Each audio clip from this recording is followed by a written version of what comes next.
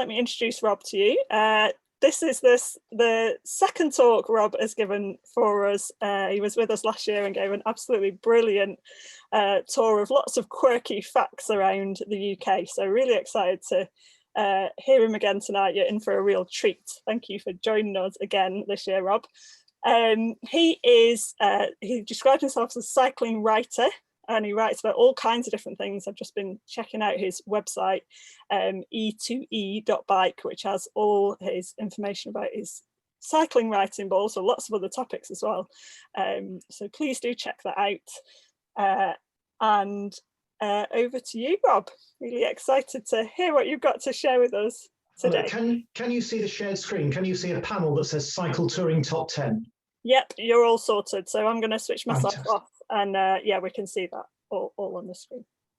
Okay, fantastic. Good evening, everybody. Thank you for joining us. I'll be talking about rivers today.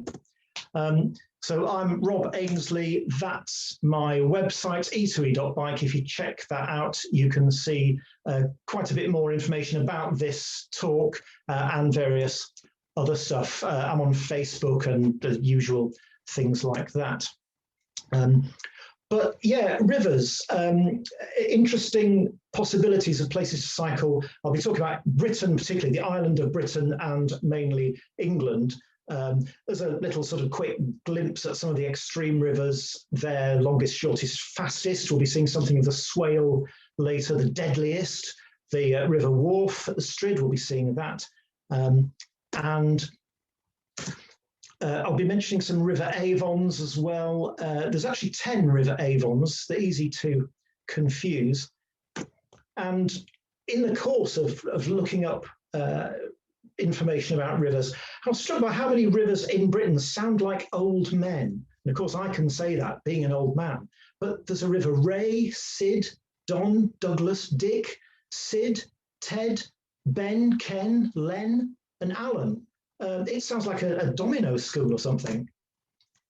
And lots of silly rivers as well. Rivers with just the unimaginably silly names like Horsey Pill and Lemon and Camel. And my favourite, which is in Cumbria, which is the Yee, which is great. But we'll be talking about what rivers you can actually cycle along.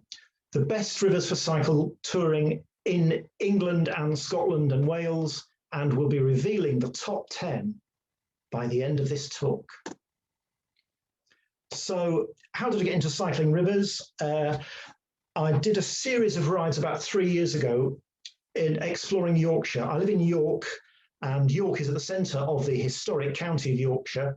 And at one point in 2017, I did a series of 8 rides, just following the compass directions from my house up to the historic border.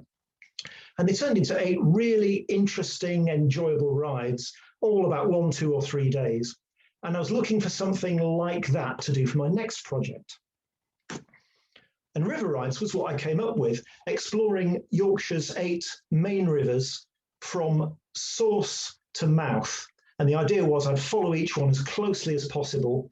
And the interesting thing was that these rivers actually covered the entire county. The dales and plains covered the whole of Yorkshire, and it turned out to be a really, really nice way of exploring Yorkshire, and I found it a very rewarding series of rides. So that's something I'll be talking about today in the course of revealing the top 10.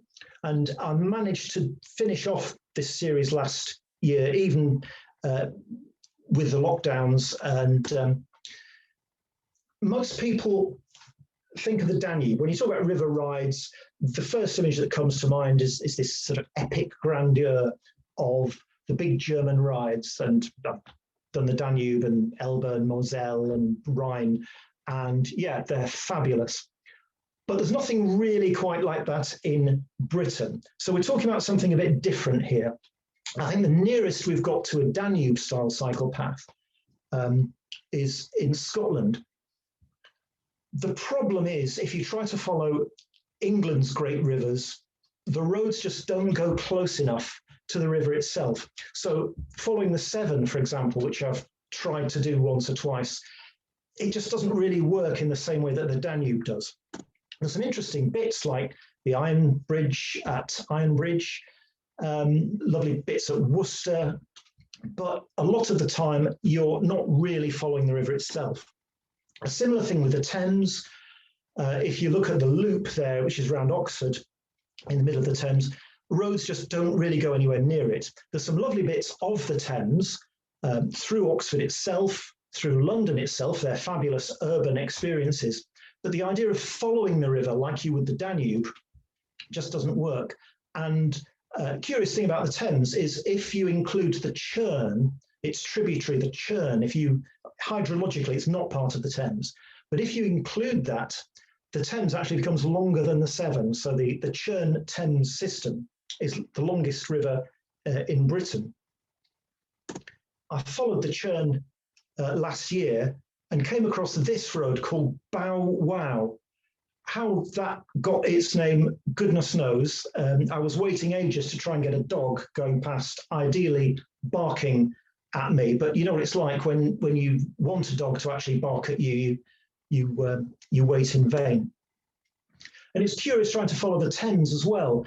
At the upper Thames, it's a little odd seeing the Thames being this narrow. You know, you think of it as this grand sweeping river going through London, but it's just too difficult to follow.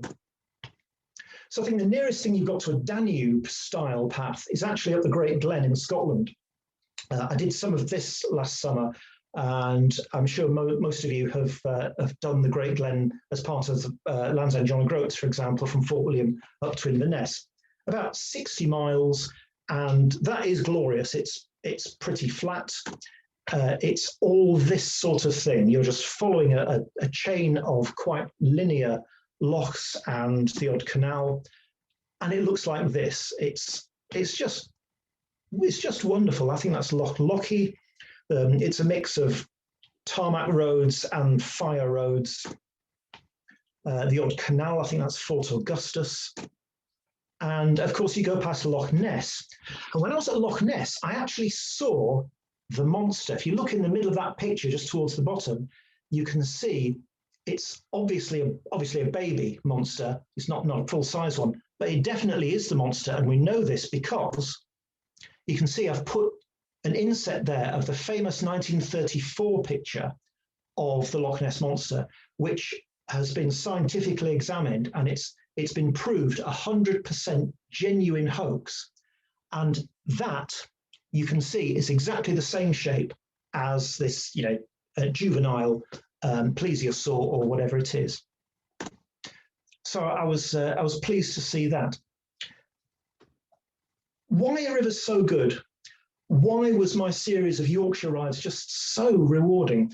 I've thought a bit about this, and I think mainly it's the variety. You in the course of following these rivers, which were all sort of 2 or 3 day trips, 80 miles, 120 miles, that kind of distance, ideal for flexible last minute trips because there wasn't too much planning involved and just 1 overnight or 2 overnight stays.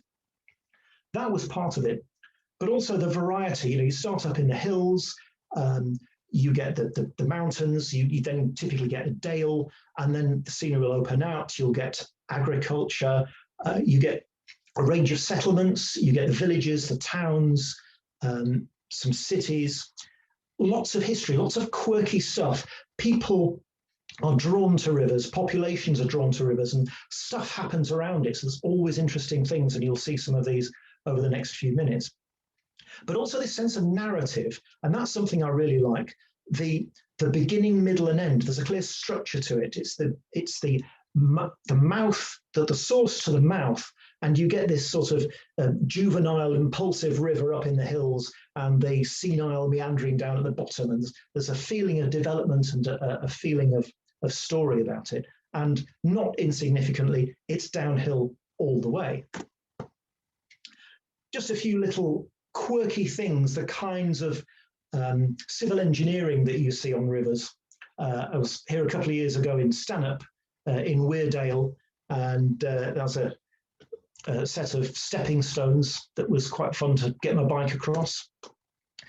The Transporter Bridge in Middlesbrough, one of only 8 in the world, something like that. This strange early 20th century engineering solution to crossing estuaries. And you go across, you can take your bike on a kind of tennis court sized thing that's suspended from that gantry there. The River Tay, where I was a couple of years ago, and the memorial to the world's worst poet, William McGonagall, universally recognized as the most awful versifier in history. Thought he was a genius. He wasn't. He couldn't make his lines scan. And there's this rather touching tribute to him, one of his famous poems, which commemorated the Great Tay Bridge disaster in the 70s, something like that. And you can see they've actually deliberately misspelt the word beautiful.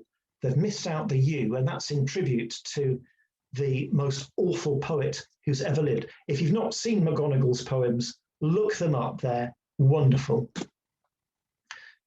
See lots of these in Scotland, River Tweed. Rivers are often borders. And in Tweed, obviously, the Tweed is the border between Scotland and England, and you see lots of these chain bridges. The famous Pontcassati aqueduct in Llangollen over the River Dee. The River Dee is about 200 feet below us, and there's this alarmingly vertiginous crossing of the canal there. Beautiful aqueducts. Again, it's a canal crossing the river. This is the River Avon, one of those Avons. And I used to live in Bath and came here very often. And not many of these hand ferries left. There used to be some which I've used in the past. So you basically haul yourself across. There's no staff there. You just do it yourself. There used to be one outside Oxford. It's a place called Bablock Hythe, which I used. That's been defunct for many years. There's one at Hampton Load on the Severn, which again I think is extinct now. This is one of the few that's left, the River Wye ferry, and you can take your bike across there. And it's actually very useful to be cycling down there. There are very few crossings, and you can get across with your bike, but you can't with a car. All that variety is great. And one of the things I enjoyed about my river rides was the variety of bikes. You can be doing anything from road riding to off-roading to forest roads or gravel paths. And I used my whole range of bikes in exploring the various rivers. That's my Tourer. It's a Spa Cycles of Harrogate Tourer.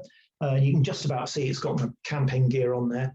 And this is one of the most famous pieces of civil engineering in England, never mind Yorkshire. It's the Ribble Head Viaduct, and this is at the head of the River Ribble, which flows into Preston eventually. It goes west into Lancashire. And that was a ride I did with my touring bike. When I did the River Don, that was very urban. It was going through places like Sheffield, and a lot of the time it's just on urban roads. And so I used my town bike for that. And something I love about cycle touring is that feeling of wholeness. It's not just the honeypots, it's not just the picture postcard bits, it's all the real life as well. It's the industrial estates and the factories and the council estates. And I like the fact that cycle touring gives you that whole of life. And yeah, the River Don is not one I'd recommend particularly for scenery, except right up at the top.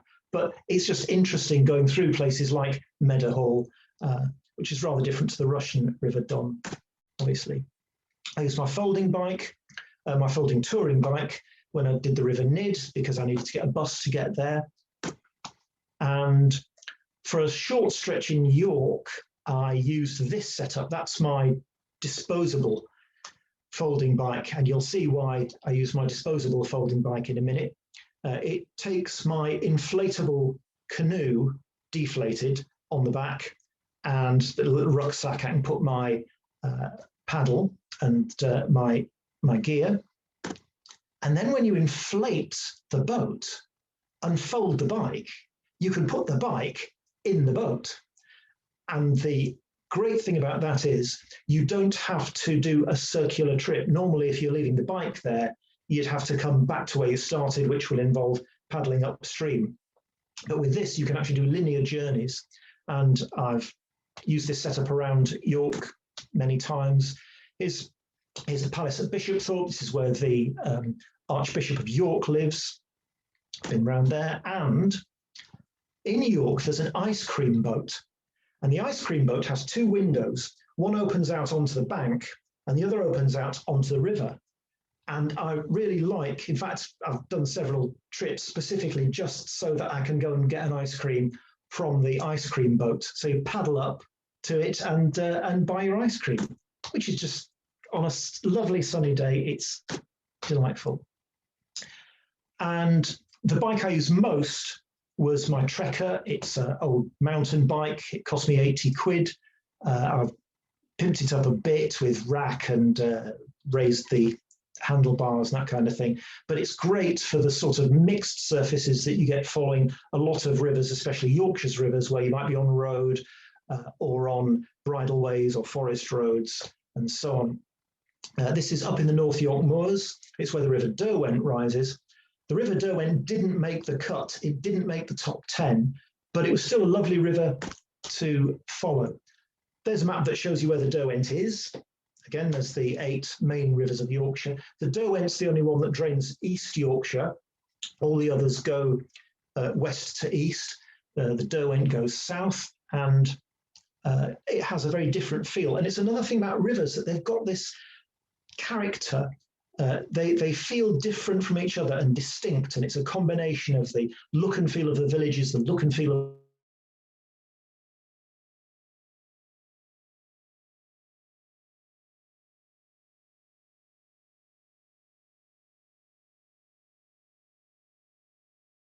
I don't know. Oh, no, there we go. Yeah, we don't go for garden gnomes in Yorkshire quite so much. This is a polypropylene heifer outside a bungalow just outside Scarborough. This is me heading up to the source of the Derwent. Curiously, the plastic cows cost almost exactly the same as the real thing. If you were to get a mature heifer, it would be about £1,000, and the plastic ones cost you about £1,000. You can get them online and they're delivered to your door. A lot of Yorkshire is pretty timeless. This is in Forge Valley, which is in the sort of mid part of the Derwent. An old parlour pub. Until a few years ago, it actually was a parlour pub where you get served beer in a jug, and it's just like being in somebody's house. There isn't a bar there at all. And a lot of this part of Yorkshire looks like the 60s, and you can see why they film a lot of 60s series like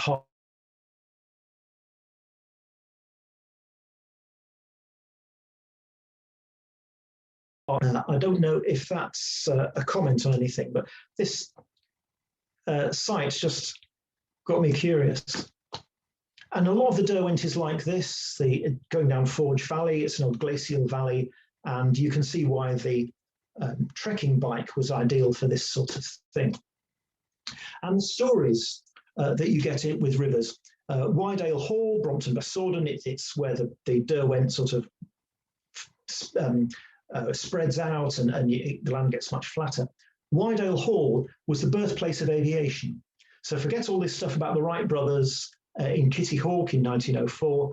This is where flight started. This is where human-controlled flight started. In 1853, the first flight was made. A local toff called George Cayley established the principles of flight, lift and drag and so on. And if he'd had access to engines, he could well have developed planes. All he could do was make gliders which were controllable.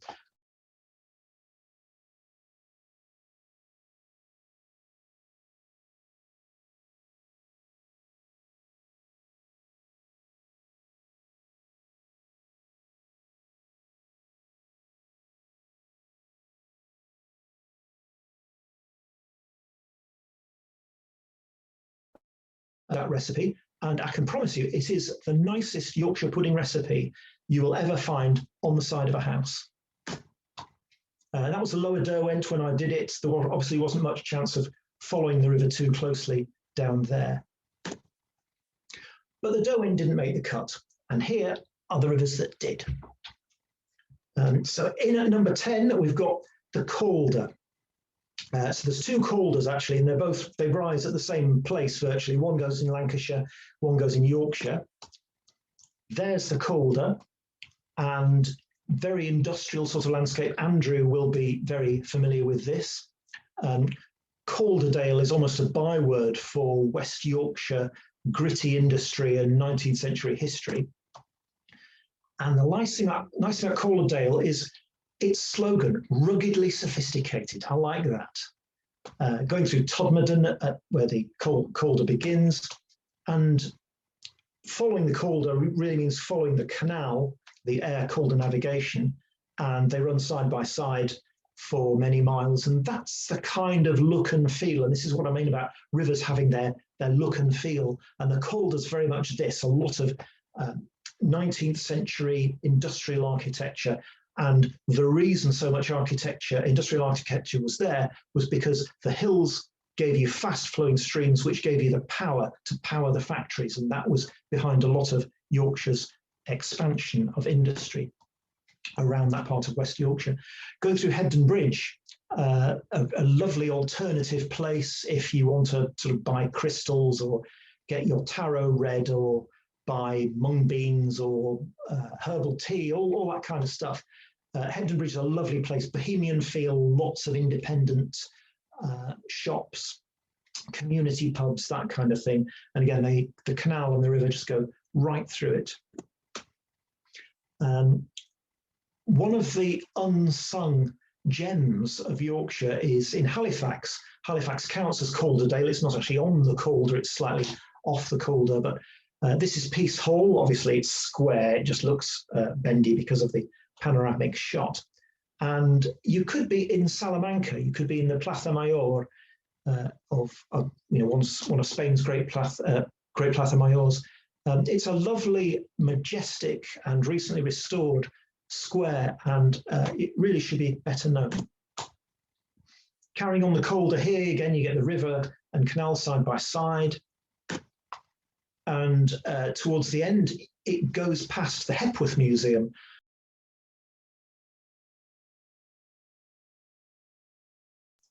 How far did we get? We'd just been past the Peace Hall. Right. Okay. Okay. Let's go straight to the Nid. The Nid is one of the unsung, underrated Yorkshire Dales. The Nid is fab. There it is, up there. And lovely thing about the Nid is the scenery up there is fantastic. It's accessed by a road alongside the river, which is only a reservoir access road. So traffic can't use it, normal traffic can't use it, but cyclists can, and they do. And it's quite busy with cyclists. Even on this day when I was there, it's very, very snowy, as you can see. And that's the sort of view that you get. That's not a drone. That is from the reservoir itself, Scarhouse Reservoir. And the amazing thing is, I think, this water is drunk in Bradford, and it gets from here to Bradford, 30 miles away, in a pipe underground that just goes by gravity all that way. And I stopped in Paley Bridge for some fusion cooking. This is Yorkshire fusion cookery. The fusion being pork pie and mushy peas. That was a nice lunch. Knaresborough, which looks like it could be in the south of France or the west of France somewhere, stacked up on the side of the gorge rather dramatically. And as you can see, I was doing it on my touring folder. And it finishes at Nunmonkton, a little village which has the highest or tallest maypole in the country. It's 90 foot tall, and it's so tall it has to have a light on top because there's an RAF base nearby, and the planes might actually crash into the maypole. Number 8, we're up into Scotland. The Spey. So now what's so good about the Spey?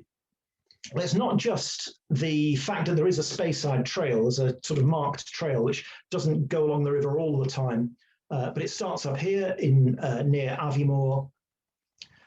You're on that for a while. You go past, I think that might be Glenrothes, but it goes alongside the river. But the main thing about Speyside is, of course, the whiskey, the distilleries. Dufftown is called the whiskey capital of Scotland. It's got something like 6 or 7 distilleries, and lots of them you can visit. You see all this kind of stuff, this kind of piles of barrels and distillery-related engineering. And I finished my trip there with a little trip to Glen Moray, which is slightly off Speyside, although it's part of the Speyside area. It's that sort of whiskey. And you can see my notes there are a little bit wobbly. Number 7, the Aire. Now, the Aire is a mystery river. And this is the mystery. There's the Aire.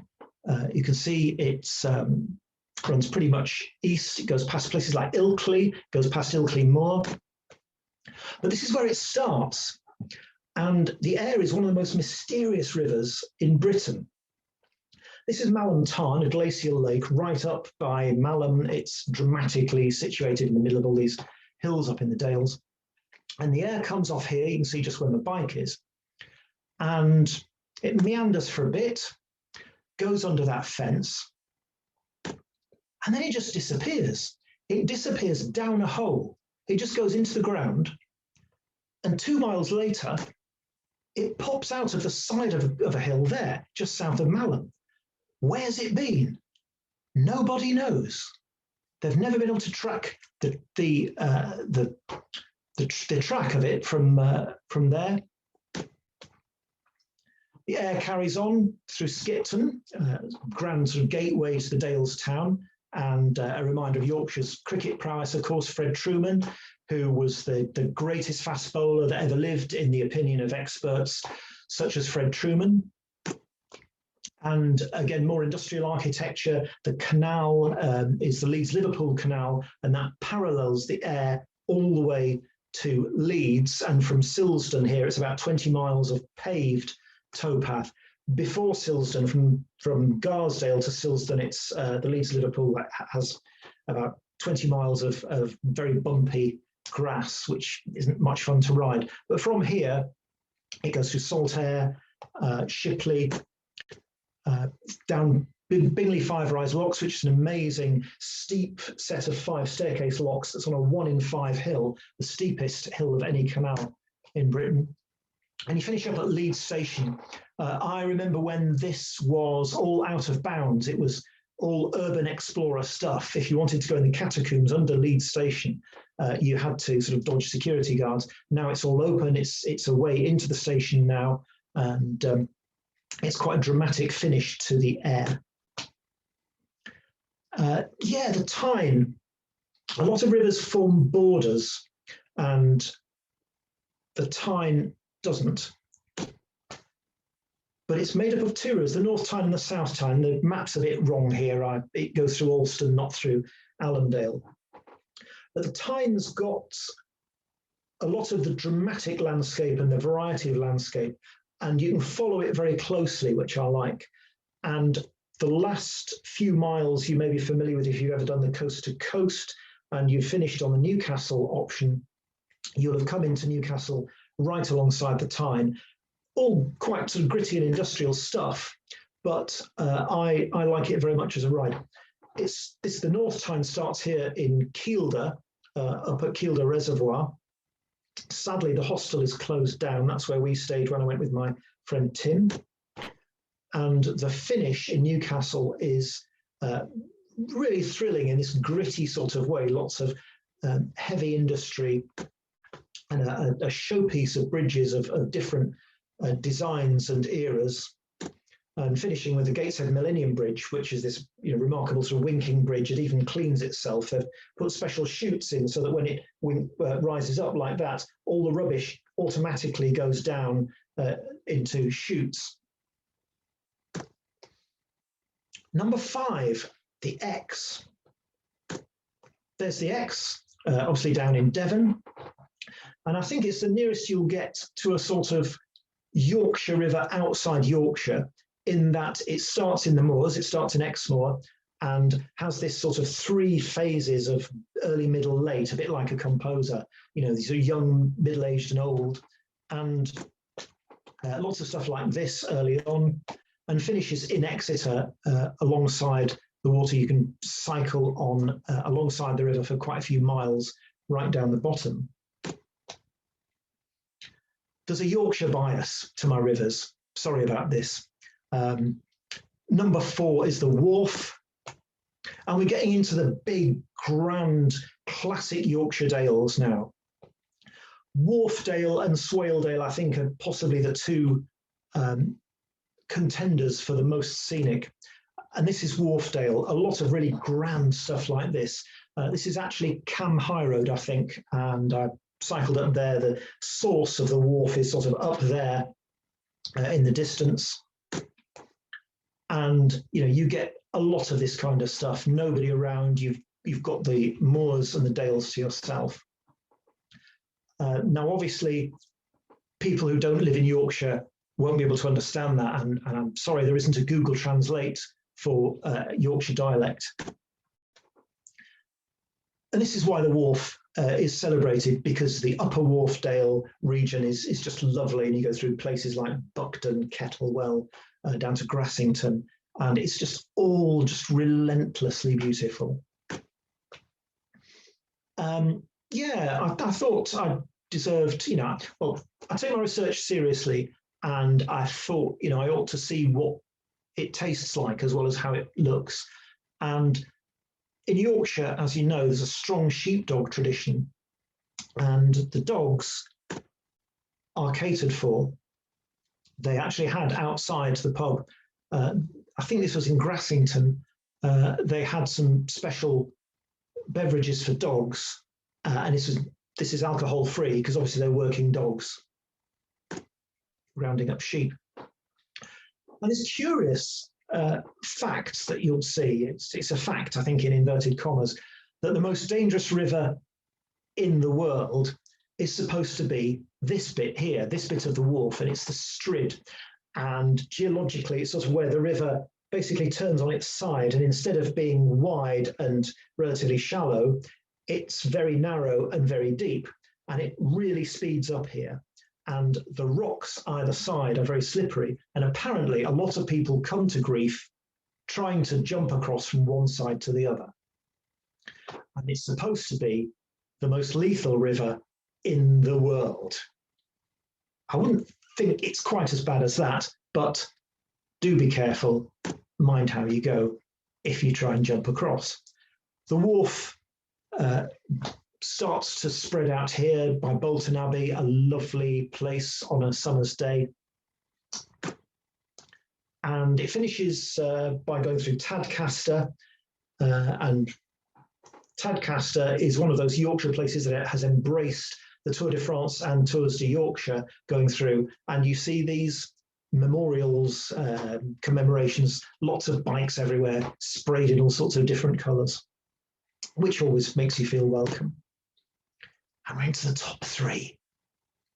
The Swale.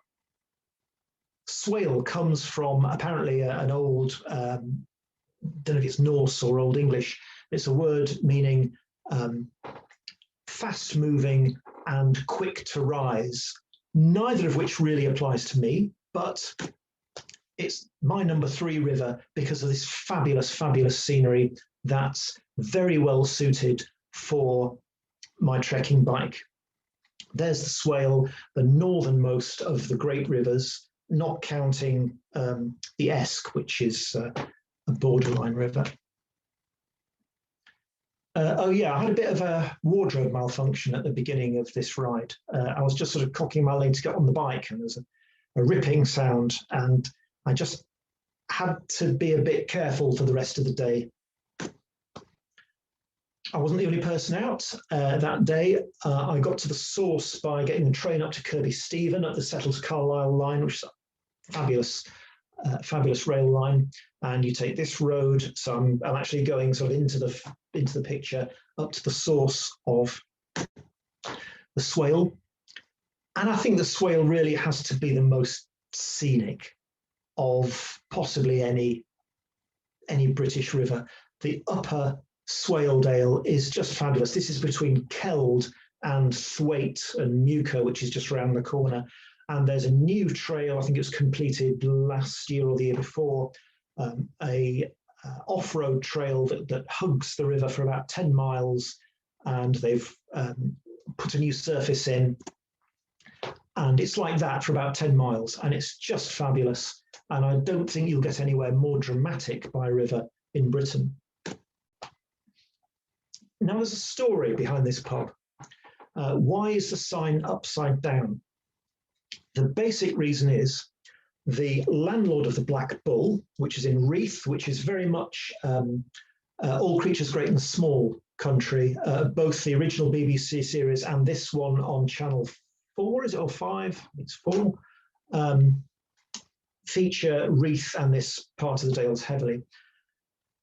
And the landlord had some sort of argument with the planning bodies who told him he couldn't do something. And he got his revenge by putting the sign upside down, because the effect that has is that everybody who passes the pub goes in and says, "Where's the landlord? Why is the sign upside down?" And that gives him the chance to bend their ear for 20 minutes about his arguments with the planning authority. So that is why the sign is upside down. It's so that you go in and ask and then get the story.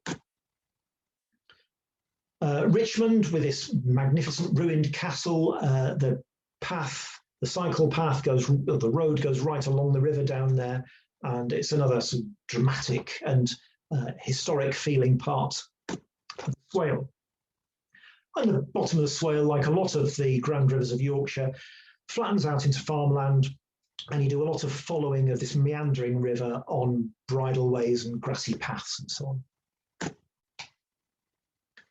Number 2, the Wye. Now, I haven't done all the Wye, but the Wye is the river I'd really like to follow all the way from source to mouth, because there's roads pretty much all the way. It's got that scenery that we saw at Simmons Yacht earlier with the hand-powered ferry, where you get a big bend in the river. It's one of the most scenic parts of Britain's river network. I did see, there's the Wye, in fact, and I saw some of the upper Wye in September last year. I was doing the Welsh end-to-end, the Lôn Las Cymru, and that is the Wye there. And it's some fabulous, fabulous riverside riding, unbeatable scenery. I think Richard Fairhurst, the guy behind Cycle Travel, reckons this is one of the best 10 miles of cycling you'll get in the country. And I started at Chepstow because I was doing the end-to-end, but if I follow the river, obviously I'll finish at Chepstow at the mouth, and the Wye is the border between Wales and England most of its length, and that's where it finishes majestically. So, what's the number 1 river? What's Britain's top river for cycle touring? You're about to find out. It's the Eure. It's the River Eure, or the River Ouse, or perhaps the River Wensley. Names are a bit funny here. The Eure doesn't have a dale named after it. The others do. Swale, Swaledale, Nidderdale, Wharfdale, Airedale, Calderdale, but not the Eure. It's Wensleydale. It's named after, no, not the cheese, but the village of Wensley. There's the Eure up there. And the Eure starts near Garsdale Head, which is the highest station on the main line in England. So a lovely little ride from here up to the source of the Eure, which is up in the hills, very close to the source of the Eden, actually, which goes the opposite direction and ends up in Carlisle. You go past Yorkshire's Iguazu. I mean, who needs Victoria Falls or Niagara when you've got this? Aysgarth Falls is really quite stunning. You can see my friend Tim again there. And this is the Wensleydale Church, the church in Wensleydale, the village that gave its name to the dale. They've rewilded the graveyard, so that's rather like that. I wouldn't mind being buried there, obviously not just yet. And inside the church, they've got some 600-year-old frescoes, which I think, or maybe even 800. And I think that's something really quite stirring, to think that an artwork that somebody did 800 years ago, however long it is still there. It's a bit faded, but it's still there. And these sort of quirky little stories are there all along the Ure and Yorkshire's rivers and England's rivers generally. That's another little story. Black Sheep Brewery. Obviously, brewing is a characteristic thing of Yorkshire, and especially along the rivers, because that's where they would get their water. Here's the pig playing bagpipes. We promised you a pig playing bagpipes. Here it is. This is in Ripon Cathedral. It's one of the carvings. They've got many curious little carvings. If you look in the sort of choir stalls, they're obviously put there as a hidden joke. What's going on here, what the story is, I've no idea. Why a pig should be playing bagpipes to two rather rapt piglets, who knows? Another little mystery, the Devil's Arrows in Boroughbridge, a bit further down the Ure. Sort of Stonehenge era rocky monoliths. The fluting is caused by weathering. They weren't designed like that, but why they were there, who put them there, nobody really knows. But they're quite thrilling things to see, and you can see them from the side of the road. Another little mystery about the Ure. This is now the Ouse. The Ure changes its name to the Ouse just outside York, and nobody knows why. Anyone who claims they've got the answer, I reckon, is mistaken. The story is that the Ure, which is as wide as this, is named after Ousgill Beck. Now that is Ousgill Beck. It joins the Ure. A 3-year-old could jump across that. You're expected to believe that the Ure takes its name from that dribbly little thing. I don't believe that. I think that the Ouse gave its name to Ousgill Beck, and I reckon that the confluence of the Swale and the Ure was called the Ouse. That's all speculation. We don't know, because there's just no written records to back it up. But what we do know is that the Ouse goes through York, and that's the centre of York. That's where I live, and that's my friend Tim, and that's us having finished the Ure and a bit of the Ouse, and treating ourselves to a pint at the King's Arms, which is the pub that probably floods more than any other in the country. I carried on down the Ouse, the continuation of the Ure, and the river doesn't know what it's called. The river just is the river, and the Ure Ouse is about 120 miles long. So I treat it as one river, and that's why it's my #1 river for cycle touring. You carry on here through York, past the Millennium Bridge, Naburn Bridge over the Ouse. You can just see there's the amusing sculpture, sort of wire sculpture. I don't know how easily you can see that, but there's a dog that is territorially marking the bike which the fisher person has left, and that's a salutary lesson about badly parked bikes. This is what happens if you don't have bike racks. I rather like this bridge over the Ouse at Cawood, because it reminds me of an Eastern European bridge crossing circa 1988. It just looks like you could have Slovakia on one side and Hungary on the other, and they'll stop you halfway across and ask to see your papers. The Ouse carries on. It becomes the Humber. This is roughly where it becomes the Humber, because it joins the Trent, and I followed it all the way right to the end of the Humber. Here's where the Humber goes. You can see the Trent and the Ouse joining to the left, and that white blob is Whitton Island. When I was a lad, that was not an island. That was just a sandbank. Now the grasses have taken hold, and it's Britain's second newest island, but not the newest. We'll find out about the newest in a minute. On my ride, I carried on the north bank of the Humber along that trail that you can see, through the village of Ferriby, where I was born. White phone boxes. White phone boxes, of course, the legacy of Kingston Communications and Hull Telephones, which was independent from the rest of the country for many decades, and they had white phone boxes. The Ferriby boats, which are Stonehenge-era boats used for going across the Humber and the Humber Bridge.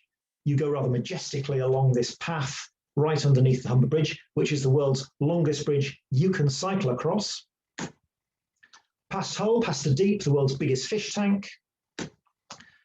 A curious thing about East Yorkshire, Holderness, the plains east of Hull, is you get these houses with towers. There's quite a few houses like this. I guess it's something to do with the fact that it's so flat that you only have to build up one more story and you can probably see for about 50 miles. And so I'm heading towards one of my favourite places in Britain, which is Spurn Head. It's that little bit right at the end of the Humber. That's what it looks like on the satellite view. And this is where we get the newest island, because this long spit of land was breached in 2013. And you can see almost at the top of there, you can see that it looks a bit different. And that's where the vegetation was breached. The permanent bit of Spurn Head was breached. And that's now just beach. And at very high tides, it gets inundated. And Spurn Head becomes Spurn Island, Britain's newest island. This is what Spurn Head looks like cycling down. You can see Lincolnshire and Grimsby, Immingham, Cleethorpes on the other side. And this is where the road runs out, and that's the bit that the bit of sand which gets breached at high tide. A shelter in case you get caught by the tide. That's looking from the south, looking up north, and again you can see the bit that's breached. And I promised you a satnav disaster. This was the satnav disaster the day that I was cycling there. A Lithuanian registered lorry. I know it's Dutch on the side, but it was Lithuanian registered. What he thought he was doing, driving down Spurn Head, driving down that, goodness only knows. He tried to blame the satnav. I suspect it wasn't actually the satnav. I think it was him. That's all the rivers we're going to talk about. But I'm going to finish with a song. That's what I do as a cycling writer. But sometimes I also sing songs as well. And this song is about the Dawes Galaxy. It's about the Dawes Galaxy because the Dawes Galaxy, the iconic touring bike, is no longer being made. They started making it in 1971, but they finished making it last year.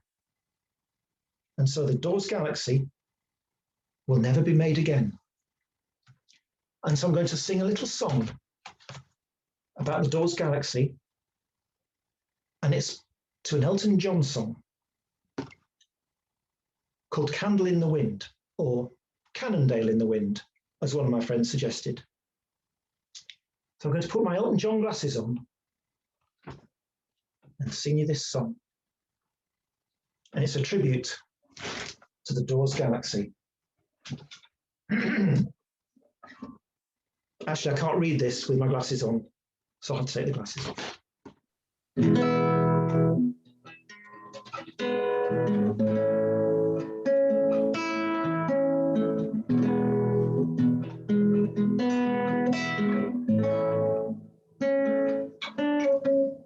Goodbye, galaxy. Though I never had one myself, I know lots of folks who do, who bought one off the shelf. They bought themselves a tourer, drop handlebars and pannier rack, low gears for climbing hills, with tents strapped on the back. But it seems to me I spent my life always cycling in the wind and sheltering in a bus stop when the rain sets in. My pair of lycra longs cost me £100, but my lycra wore out long before the galaxy ever did.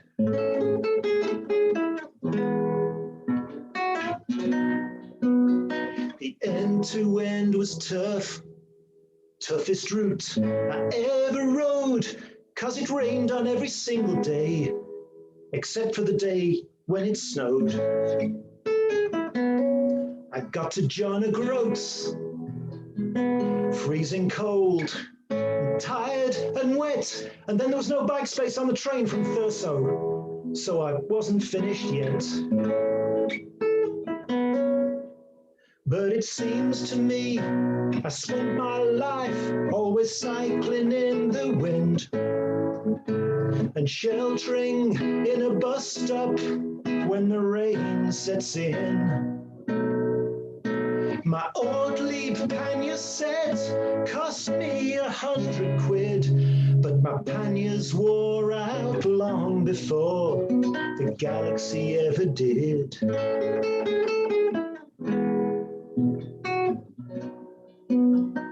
Goodbye, Galaxy, though I never had one myself. I know lots of folks who do, who bought one off the shelf. Goodbye, Galaxy, from experts and beginners alike, who see you as something more than a machine, more than just a brand of touring bike. But it seems to me I spent my life always cycling in the wind and sheltering in a bus stop when the rain sets in. My Brooks B17 cost me 100 quid, but my saddle wore out long before the Galaxy ever did. Yeah, my saddle wore out long before the Galaxy ever did.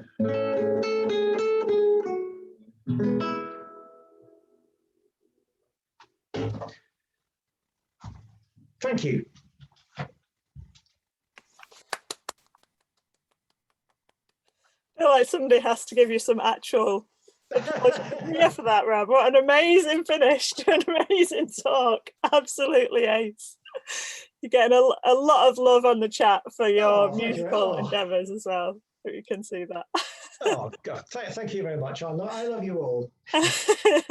What a brilliant talk. It's so lovely at a time like this to be reminded that it doesn't matter that we can't go to Europe or fly off to Sri Lanka or wherever else people might be thinking they were planning to go over the last year. We've got so much to explore on our doorstep, haven't we? And it's really lovely to be reminded of that. Yeah, and actually quite a lot of that I did manage to do last year, squeezing in between lockdowns, and that's the nice thing about these rivers. They're all quite, 2-3 day trips, so you can do them, relatively short notice. And we're obviously going to all have to be flexible over the next few months. Yeah, exactly. And I think your Yorkshire bias can be justified on those days. You weren't actually allowed to go anywhere further afield than that for much of 2020 anyway. Right, we've got some great questions, so I'm going to read some out to you if that's okay. Okay, yeah. People wanting to know which folding tourer you've got. The folding tourer is a Dayhon Speed TR. I don't know if they actually make it anymore. I bought it about 2 years ago, secondhand, off a guy who had bought it specifically to do Land's End John O'Groats, because he couldn't book a bike space on the trains. So he bought himself a folding tourer to do Land's End John O'Groats. I found it really good. I haven't had much chance to do bus-based tours. The idea was I could do trips in Europe and so on using Flixbus really cheaply. But I've done a few trips on it and it's really comfortable. Very good range of gears, can cope with 4 panniers, and can ride all day 50 miles, which is about as much as I'd want to do on a tour anyway, on a folding tour, and good comfy bike. So if you can find one second hand, they're well worth considering. Brilliant. And is it really true about the Galaxy? Right, so yeah. There's going to be no more Ultra, no more Super, no more Galaxy. They've finished it completely. Why? Well, I guess it was competition from gravel bikes that perhaps the market has changed a bit. straightforward touring bikes is basically now, if it's off the shelf, it's going to be Ridgeback or Surly, perhaps, or they don't tend to be off the shelf models. Yeah, it's a limited choice. I got mine from Spar Cycles of Harrogate. They still have quite a few touring bikes in stock. Good to know.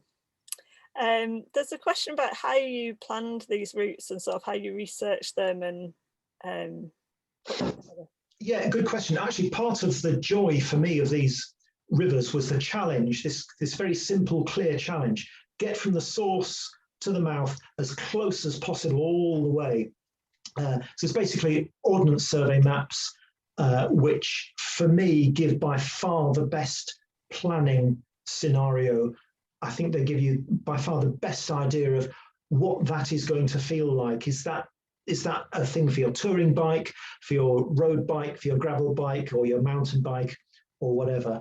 And there was sometimes a few decisions. Should I go by the main road, or should I risk that bridle way that could be a bit muddy or something? I tended to err on the side of the road most of the time, but I did do quite a bit of off-road as well. But the short answer is OS maps. Yeah. Okay, good. If you were going to have a number, you said, I think it was the Wharf was the number one for scenery.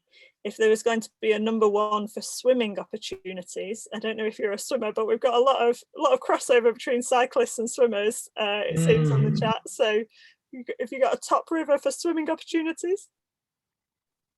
That is a very good question. Well, the Avon, when I lived in Bath, which is about 25 years ago, the Avon was quite well swum.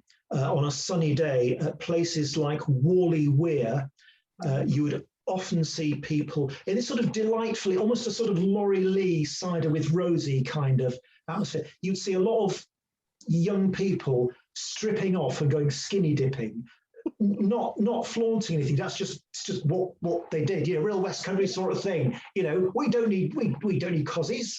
What we need that for? It's a nice warm day. Soon dry off. Don't need no towels. So I think the Avon around Bath would be my first suggestion. That sounds like a good recommendation to me. Somebody's asking if you're planning a book about these river cycles. Is that on the horizon? Is that a publisher, or is it? Is it an offer? I don't know. No, just at the moment, as I was telling you earlier, I've got another book project that I'm finishing off, which is not to do with cycling. But no, it's a nice thought. I might tout that idea to some publishers. I mean, as anyone who's written a book will know, writing a book is a great way to make a small fortune, but only if you start with a large one. Fair enough. I think it'd be brilliant. There's so much. I was actually trying to take notes and jot some things down, so it's hard to get all the detail out of it. There's so many interesting things in there. Well, someone's asking specifically if you followed the Lune River. I don't know where that is. Not all the Lune. If you do the Way of the Roses, that starts off following the Lune, doesn't it, from Lancaster, and you do go through a bit of the Lune Valley. But no, that's not a river I've looked at on the map. I suspect it's not very well followed by roads, but I'll have a look, because there are so many rivers, obviously, that I think some of them could really be, there could be a lot of hidden gems out there. So if anybody knows of any rivers which are great to follow, please do, I don't know, put it in the comments or on Facebook or something, because there will be masses out there to explore. And, forums like this are great for sharing exactly that sort of information. Yeah, no, it's been lovely to see some people making recommendations as we've been going through the talk of right. That are local to them. So yeah, it's nice to see. And then this might be the last one, but how do you, it seems like you know a lot about the history and the architecture of all the places that you visit. How do you find out so much about them? I tend to do a bit of reading, just sort of casual reading, not proper research, but in the days when we could do such things, I would often go to the British Library reading room in Boston Spa, which is sort of Tadcaster. It's about 3/4 of an hour from York. So I do a bit of research there. I'm just reading books about, there's actually quite a few books about rivers and various books about Yorkshire. So just public library, really, and occasionally British Library. Yeah, sort of old-fashioned research. Yeah, brilliant. Oh, sounds like a lovely way to spend an afternoon. Hidden away in a library with lots of lovely books. There was a lot of green-eyed envy at the pictures of you with a pint in your hand as well. Fond recollections of life with pubs. And how lovely that will be when we finally get back. Seems like a long time ago right now, doesn't it? Yes, well, I was actually at the virtual bar that we had. Was it yesterday? Yeah, it was last night, wasn't it? Yeah. And it was like I'd completely forgotten what. Hang on, what do you do? You mean do we like just talk to people? You mean you just have a drink and talk to people? What? Yes, it was very, very strange. That's that is the nearest I've been to any sort of pub experience for 6 months or something. Yeah, it's sad, isn't it? It's sad. We'll get back there eventually, hopefully. Yes. Yeah. So one last thing. Some people are wondering if you'd be able to share the slides from this. I don't know if that's possible. Yes, there is. There's a little page on my website about it, but I could put a lot more on there. Yeah, if enough people would like to see it, I won't be able to do it tomorrow, but possibly on Wednesday I could put a lot more stuff up there. So yeah, just check out my website. If you go to the writings section, and you'll find the link eventually. But I can put a lot more stuff on the website. There's a few pictures up there now, but I can expand it if people would like to see a bit more. That's not a problem. You're getting a lot of yes pleasers on the chat, so that'd be lovely. Okay, it'll be later in the week, but have a look on Wednesday or Thursday, and we'll see what we can do. Brilliant. And it's on E2E, isn't it? .bike. Yeah, E2E.bike. Yeah. Brilliant. And it's linked from, if you go to speakers on the Cycle Touring Festival website, you'll see Rob's face, and you can click on the link from there as well. So yeah, thank you so much. It's been a lovely evening just listening to your recollections, and definitely someone said that you were giving them itchy wheels, which is such a lovely phrase. I definitely agree with that. I can't wait to get out and explore some of those places aren't too far from here. So yeah, looking forward to getting out on my bike and exploring for myself. Yeah, absolutely. Yeah. Okay, well, thanks very much, and hopefully we'll see you again next year, possibly. Yes, maybe even yes, in the flesh. Let's hope so. Thanks very much. Thank you, everyone. Thank you for watching. All right, thank you. Bye.